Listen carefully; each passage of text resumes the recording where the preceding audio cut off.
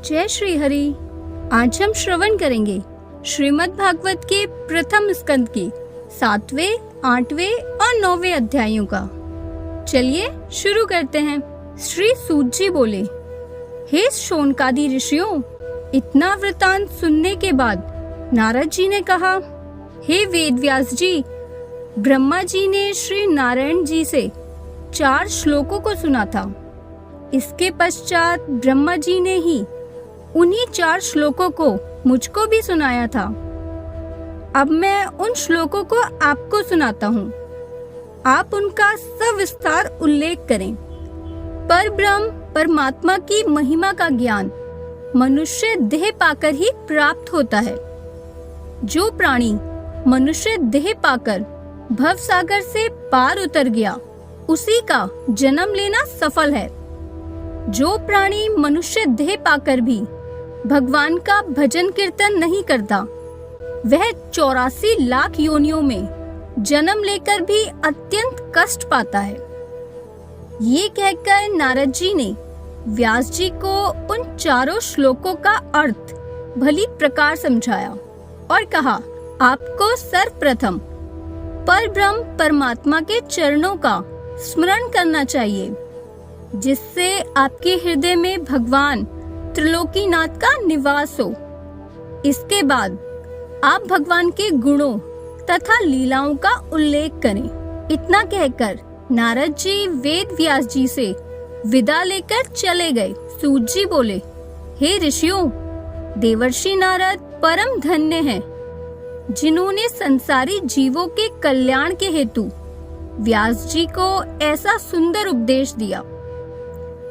नारद जी की आज्ञा मानकर श्री व्यास जी बद्री वन में जाकर श्री नारायण जी के ध्यान में लीन हो गए। उनको चिंता थी कि किसी प्रकार से उन पर ब्रह्म प्रभु के चरित्रों का उल्लेख करूं, लेकिन नारायण जी का चिंतन करने से उनके हृदय में आदि ज्योति का एक प्रकाश चमका। तब व्यास जी ने भगवान श्री नारायण जी की कृपा से स्तुति करके उन 4 श्लोकों को, जिन्हें देवर्षि नारद से सुना था, विस्तार सहित लिखा। तत्पश्चात ग्रंथ पूर्ण होने पर उसका नाम श्रीमद् भागवत महापुराण रखा और उसे अपने पुत्र शुक्रदेव जी को पढ़ाया। शुक्रदेव जी ने उस कथा को राजा परीक्षित को सुनाया, जिसके पढ़ने हेतु और सुनने से प्राणी माया मोह से छूटकर मोक्ष को प्राप्त होता है। श्री सुखदेव जी राजा परीक्षित से कहने लगे, हे राजन, कुरुक्षेत्र में 18 अक्षौहिणी सेना के एकत्रित होने पर कौरव पांडवों में 18 दिनों तक घोर संग्राम हुआ। उस महायुद्ध में अनेकों योद्धा एवं हाथी घोड़ा नष्ट हो गए। भीमसेन ने अपनी गदा से धृतराष्ट्र के समस्त पुत्रों का संहार करने के पश्चात अपनी गदा से दुर्योधन की जांघ तोड़कर उसे भूमि पर गिरा दिया। उस समय द्रोणाचार्य के पुत्र अश्वत्थामा ने दुर्योधन के पास आकर कहा, हे दुर्योधन, हम तुम दोनों बालकपन में साथ साथ खेले हैं।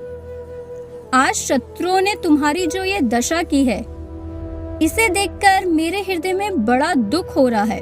अब तुम मुझे शत्रुओं के प्रति जो आज्ञा दो, मैं वही कार्य करूं। अश्वत्थामा के ये वचन सुनकर दुर्योधन बोला, हे भाई, मुझे अपनी जांघ के टूटने का इतना दुख नहीं है जितना कि पांडवों के विजय होने एवं राज्य पाने का है। फिर तुम्हारे जैसे योद्धा के होते हुए भी मेरे शत्रु पांडव राज्य करें, ये बड़े दुख की बात है। दुर्योधन के ऐसे दुख भरे वचन सुनकर अश्वत्थामा बोला, अगर यही बात है तो मैं आज ही रात्रि को सोते समय 5 पांडवों के सिर काटकर तुम्हारे लिए ला दूंगा।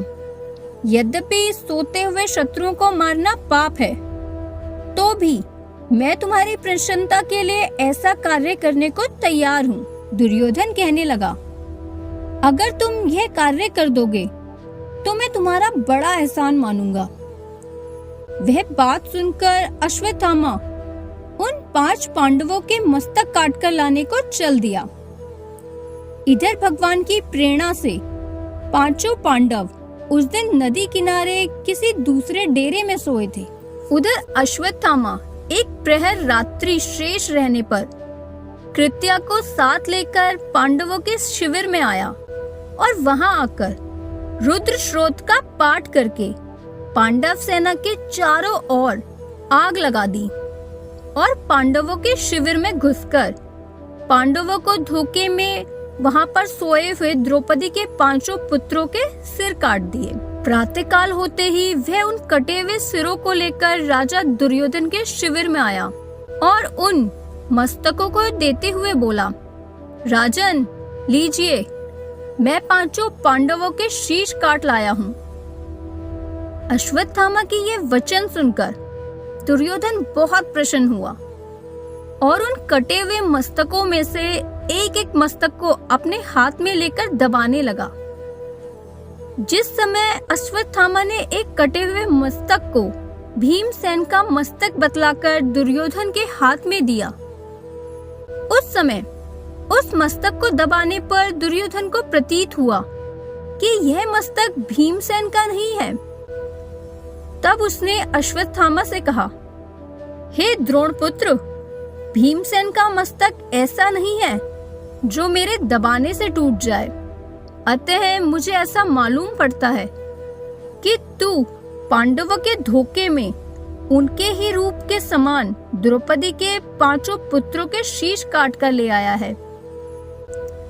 अतः तूने वृथा ही इन बालकों को मारकर मेरे वंश को लजाया।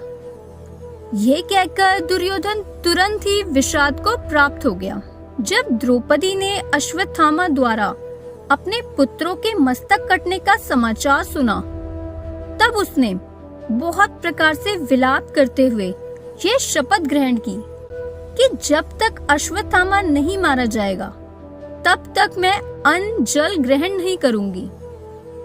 महाराज युधिष्ठिर एवं अर्जुन आदि को जब ये समाचार ज्ञात हुआ, तो वे भी बड़े दुखी हुए।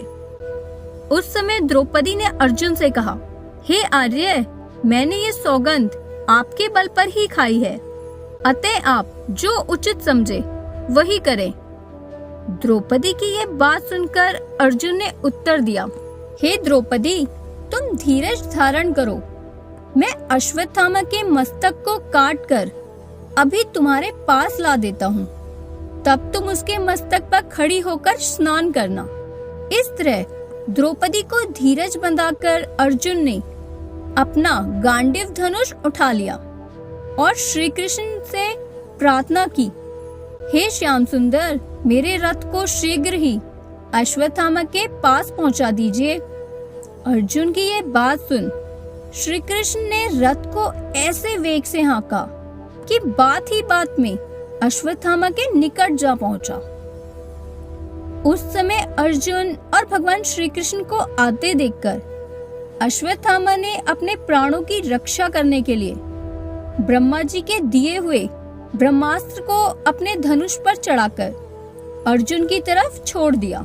जिस समय वह ब्रह्मास्त्र 10 दिशाओं को अपनी अग्नि से प्रकाशित करता हुआ अर्जुन की तरफ चला, उस समय अर्जुन ने भगवान श्री कृष्ण से पूछा, हे वासुदेव, ये कैसी प्रचंड अग्नि है जो मेरी ओर बढ़ती चली आ रही है?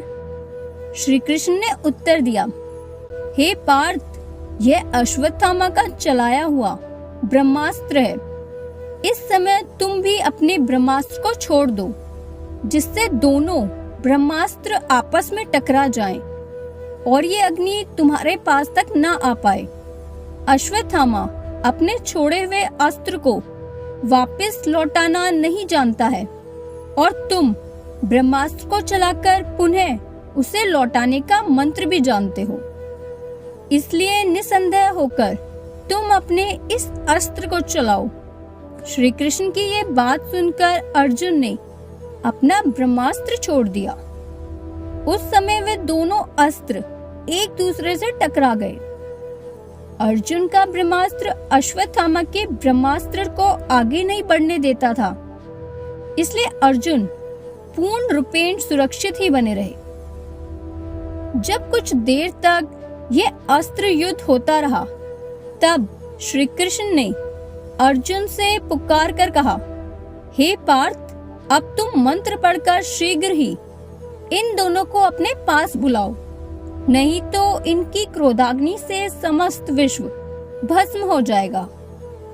सच्चिदानंद श्री कृष्ण का ये आदेश पाते ही अर्जुन ने उन दोनों ब्रह्मास्त्रों को मंत्र द्वारा अपने पास बुला लिया और फिर अपना रथ आगे बढ़ाकर अश्वत्थामा को पकड़ लिया।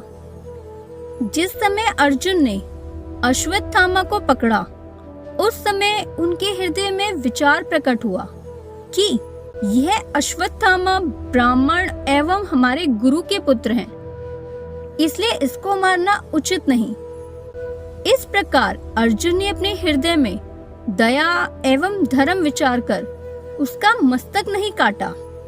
भगवान श्री कृष्ण ने यह देखकर धर्म परीक्षा लेने के विचार से अर्जुन से कहा, हे पार्थ, इस अश्वत्थामा ने सोते हुए बालकों के मस्तक काटे हैं, इसलिए यह धर्मयुक्त एवं आताई है। इसके अलावा तुमने इसका मस्तक काटने की प्रतिज्ञा भी की है, इससे शीघ्र ही इसे मार डालो।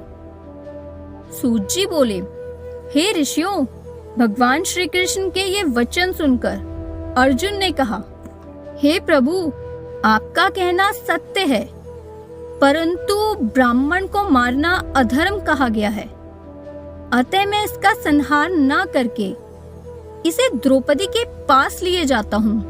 वहां पर वह जैसा कहेगी वैसा ही किया जाएगा। अर्जुन की ये बात श्री कृष्ण ने स्वीकार कर ली। तब अर्जुन अश्वत्थामा के हाथ पांव बांधकर उसे द्रौपदी के पास ले आए। द्रौपदी ने जब अश्वत्थामा की यह दशा देखी तो वह अति दयाद्री हो गई। उसने श्री कृष्ण भगवान की बहुत भांति से स्तुति करने के पश्चात अर्जुन से कहा, हे स्वामी, आपने मेरी प्रतिज्ञा पूरी कर दी। अब इस ब्राह्मण का वध करने से मेरे मरे हुए पुत्र तो जीवित नहीं हो सकते, इसलिए आप इसे मुक्त कर दें। यह अपने कर्मों का फल ईश्वर से स्वयं प्राप्त कर लेगा। जिस तरह मैं अपने बेटों के लिए दुखी हो रही हूँ, उसी तरह इसकी मृत्यु होने पर इसकी माता कृपी भी दुख को प्राप्त करेगी। एक बात यह भी है कि इसके पिता से आपने धनुष विद्या प्राप्त की है, इसलिए यह आपका पूजनीय है। इन सब बातों पर विचार करते हुए आप इसको छोड़ दीजिए। द्रौपदी की इन बातों को सुनकर धर्मराज युधिष्ठिर, नकुल और सहदेव ने भी उस समय प्रसन्न होकर यही कहा कि द्रौपदी ठीक कहती है। अश्वत्थामा का वध करने से ब्रह्म हत्या के सिवाय और कुछ भी हाथ नहीं लगेगा, इसलिए इसे मुक्त कर देना ही उचित है। परंतु भीमसेन को इन लोगों की यह सलाह उचित नहीं लगी।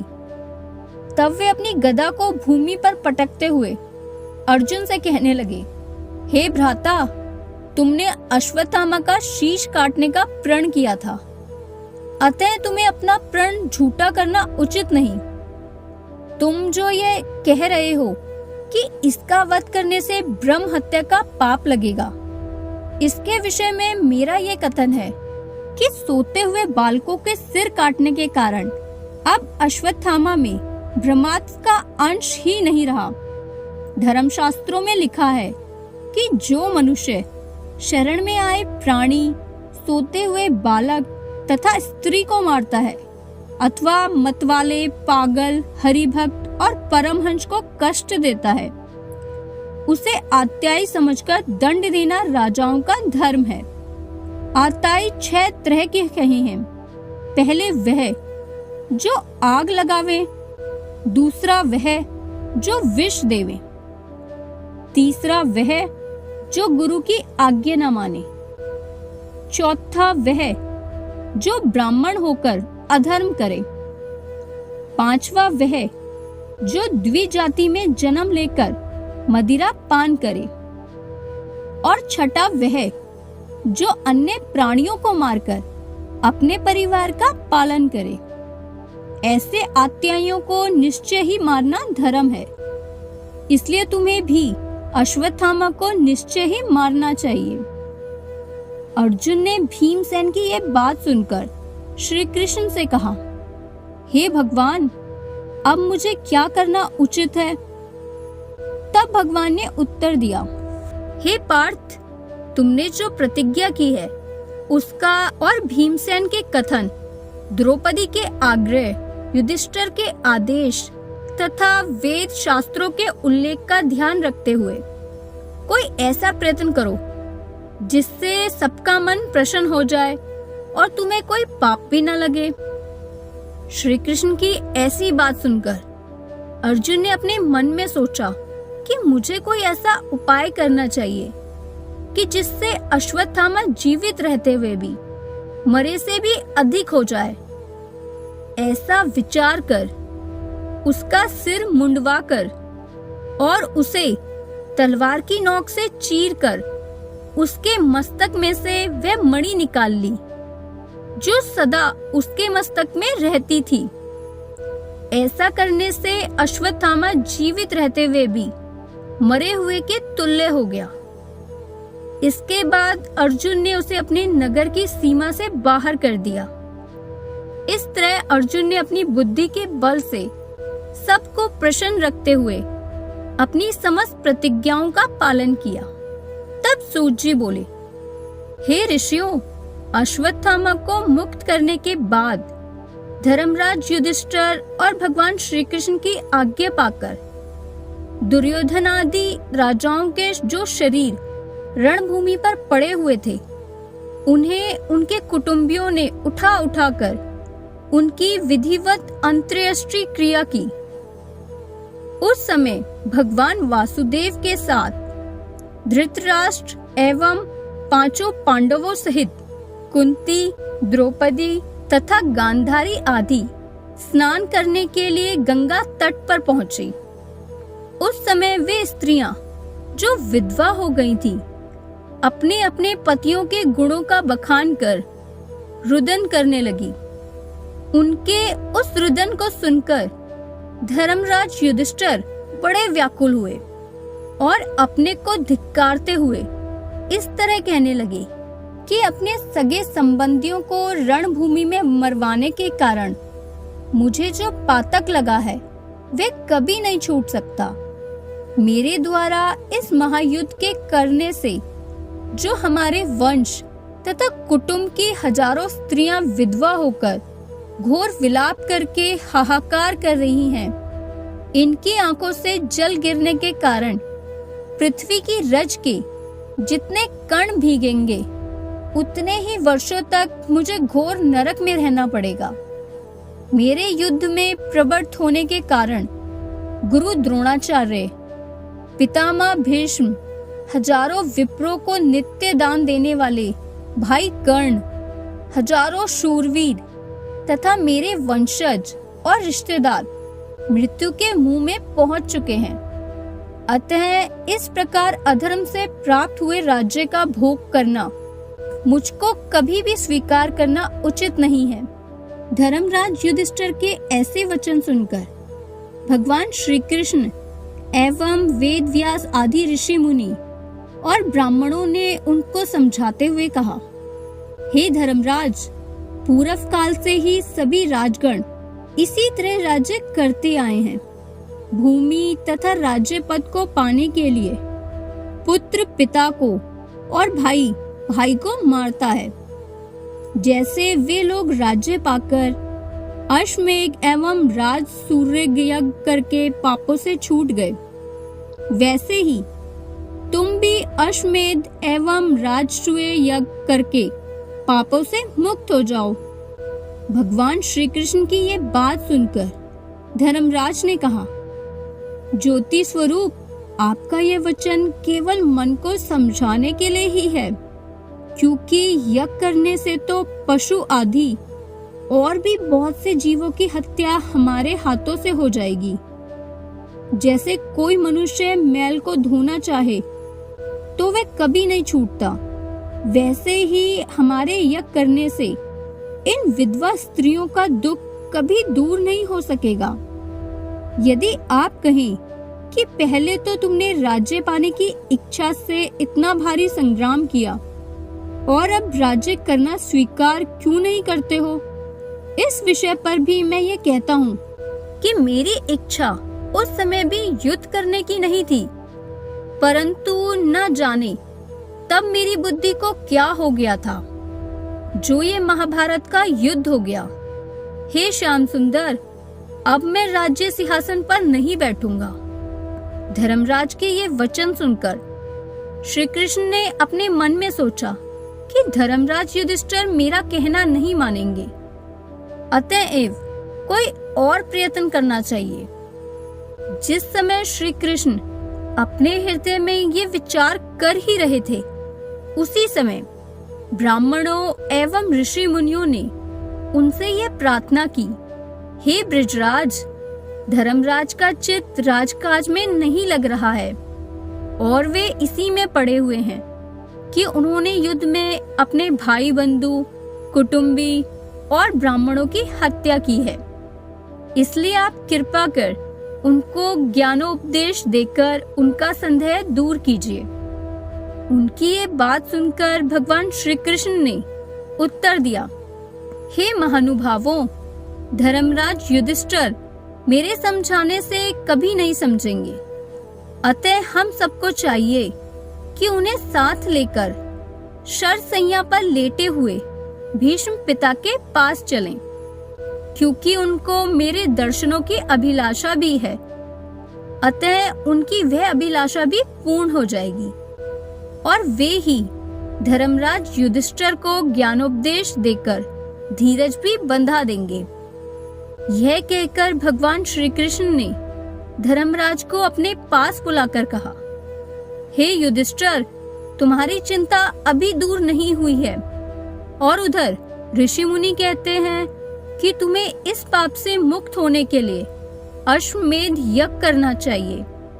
मेरे समझाने पर भी तुम्हें ज्ञान नहीं हुआ, अतः अब तुम हमारे साथ पितामह भीष्म के पास चलो। वे बड़े ज्ञानवान हैं, अतः वे जो भी आज्ञा करें उसी के अनुसार तुम कार्य करना। श्री कृष्ण की इस बात को धर्मराज युधिष्ठिर ने मान लिया। तत्पश्चात वे अपने चारों भाई द्रौपदी, ब्राह्मण और ऋषि मुनियों सहित श्री कृष्ण के साथ उस स्थान पर पहुँचे जहाँ युद्ध क्षेत्र में भीष्म पितामह शरशैया पर पड़े थे। संपूर्ण ब्राह्मण समाज उनके दाहिनी तरफ बैठ गया और द्रौपदी सहित पांडव उनके बाईं ओर बैठ गए। भगवान श्री कृष्ण उनके मुख के सामने बैठे, क्योंकि वे ये जानते थे कि भीष्म पितामह को उनके दर्शनों की इच्छा है, अतः वे किसी दूसरी ओर बैठते तो पितामह की घायल अवस्था में करवट बदलने में बहुत कष्ट होता। इसी समाचार को पाकर देवर्षि नारद, भारद्वाज, परशुराम आदि भीष्म पितामह से ज्ञानोपदेश सुनने के लिए आए। उस समय भीष्म पितामह ने भगवान श्री वासुदेव का मानसिक पूजन किया। सूत जी कहने लगे, हे शौनकादि ऋषियों, जब सब लोग अपने अपने आसन पर बैठ गए, तब भगवान श्री कृष्ण ने कहना आरंभ किया, भीष्म पितामह, धर्मराज युधिष्ठिर का चित्त राज्य कार्यों में नहीं लगता है। वे कहते हैं कि हमने अपने भाई, संबंधी, स्वजनों एवं ब्राह्मणों को संग्राम में मारा है, अतः जब तक इस पाप से मेरा छुटकारा नहीं हो जाएगा, तब तक मैं राज्य सिंहासन पर नहीं बैठूंगा। अब इसके विषय में आपकी क्या सलाह है, उसे आप कृपा करके कहिए। भगवान के ये वचन सुनकर भीष्म पितामह ने धर्मराज युधिष्ठिर के प्रति राज्य धर्म, अपधर्म, दान धर्म का वर्णन किया इन धर्मों को महाभारत ग्रंथ के शांति पर्व और अनुशासन पर्व में विस्तार सहित वर्णन किया गया है। तत्पश्चात भीष्म पितामह ने धर्मराज युधिष्ठिर से कहा, हे धर्मराज, तुमको बालकपन से ही दुख मिला है। तुम्हारे पिता का देहांत हो गया। उस समय तुमको कुछ भी बोध नहीं था। कौरवों ने लाक्षागृह में तुमको जलाने का प्रयत्न किया और तुम्हारे भाई भीमसेन को मारने के लिए जहर के लड्डू बनाकर भेजे। तत्पश्चात जुए में छल करके तुम्हारे समस्त राज्य एवं धन संपत्ति को जीतकर तुमको 13 वर्ष का वनवास भी दिया। उस वनवास के दिनों में तुमने चारों भाइयों एवं द्रौपदी के साथ बहुत से दुख पाए। अब ये कहो कि धर्मात्मा मनुष्य कभी दुख नहीं पाता है। तो भला यह बताओ, तुम पांचों भाइयों को, जिनमें अर्जुन तथा भीमसेन जो बड़े बलशाली हैं, तथा तुम्हारी द्रौपदी जैसी पवित्र स्त्री को इतना घोर दुख क्यों उठाना पड़ा? तुम पांचों भाइयों को, जिनमें अर्जुन तथा भीमसेन जो बड़े बलशाली हैं, तथा तुम्हारी द्रौपदी जैसी पवित्र स्त्री को इतना घोर दुख क्यों उठाना पड़ा? अतः जहाँ भगवान श्री कृष्ण के नाम की चर्चा रहती है, वहाँ किसी तरह का दुख नहीं रहता। अतः फिर भी तुम्हें ये देखना पड़ा कि साक्षात परम ब्रह्म परमात्मा श्री कृष्ण हमेशा तुम्हारे साथ रहते हुए भी तुम्हें लगातार दुख ही उठाने पड़े। हे धर्मराज, इन सब बातों को देखते हुए यह विश्वास कर लेना चाहिए, जो होना है उसे कोई भी नहीं मिटा सकता। प्राणी मात्र को अपने पूर्व जन्म के कर्मों के अनुसार ही दुख और सुख मिलता है। परमात्मा जो चाहता है वही होता है। अतः वही मनुष्य बुद्धिमान और ज्ञानी है जो सुख दुख समान जानकर उसे ईश्वर इच्छा से समझकर अपने हृदय में संतोष कर लेता है और सदैव प्रसन्न रहता है। जो लोग थोड़े से ही कष्ट से दुखी होकर रोने लगते हैं, वे भी अंत में हरि इच्छा ऐसी ही थी यह कहकर मन में संतोष कर लेते हैं। हे धर्मराज, मनुष्य के करने से कुछ नहीं होता, होता वही है जिसे होना होता है। इन साक्षात भगवान श्री कृष्ण के भेद जो अपना स्वरूप छिपाकर संसार में अनेकों प्रकार के चरित्र करते रहते हैं, परंतु उनके भेदों को कोई नहीं जान सकता। जो त्रिभुवन पति भगवान अर्जुन को अपना भक्त जानकर उसके रथ के सारथी बने, उनकी महिमा एवं प्रशंसा का बखान मैं कहाँ तक करूं? हे धर्मराज, जो महापुरुष इन भगवान श्री वासुदेव की इच्छा पर निर्भर रहकर अपना जीवन जप तप यज्ञ व्रत दान एवं दया आदि शुभ कर्मों में व्यतीत कर देते हैं, उन सब में सर्वोपरि भगवान शंकर जी हैं, जो सदैव कैलाश पर ही निवास करते हैं और जिनको भगवत भजन एवं तप के अतिरिक्त और कोई भी सांसारिक कार्य अच्छा नहीं लगता है। दूसरे देवर्षि नारद हैं, जो सदैव वीणा बजाते हुए हरि गुणगान करते रहते हैं और इच्छा अनुसार भ्रमण करते रहते हैं। उन ज्योति स्वरूप पर ब्रह्म परमात्मा के भजन के सिवाय अन्य कोई भी काम नहीं रहता। तीसरे कपिल देव जी, जो गंगा सागर के संगम पर अकेले ही बैठे हुए भगवान का जप तथा स्मरण करते रहते हैं। चौथे श्री सुखदेव जी, जो सांसारिक माया मोह को त्याग कर आटो याम पर ब्रह्म प्रभु के चरित्रों का उल्लेख किया करते हैं। पांचवे राजा बलि हैं, जिन्होंने जब यह देखा कि भगवान वासुदेव की इच्छा मुझे राज्य पद पर आरूढ़ न रहने देने की है, तब उन्होंने अपना समस्त राज्य वामन भगवान को अर्पण कर दिया अतः हे धर्मराज, तुम जो अपने हृदय में ये जान रहे हो कि मैंने अपने भाई बंधुओं, कुटुंबी और ब्राह्मणों को मारा है, तो तुमको ऐसा नहीं जानना चाहिए कि तुम कौन हो और तुमने क्या किया। यह जो कुछ भी हुआ है वह सब हरि इच्छा से ही हुआ है। इसलिए हे धर्मराज, तुम अपने हृदय से इस चिंता को त्याग दीजिए और जो कुछ हुआ है उसे हरि इच्छा ही समझकर प्रजा का पालन कीजिए। इसी में धर्म है। यदि तुम राज्य नहीं करोगे तो तुम्हें और भी अधिक पाप लगेगा। आज के अध्याय यही संपूर्ण। आगे के अध्यायों को देखने के लिए चैनल को लाइक करें, शेयर करें और सब्सक्राइब करें। जय श्री हरि।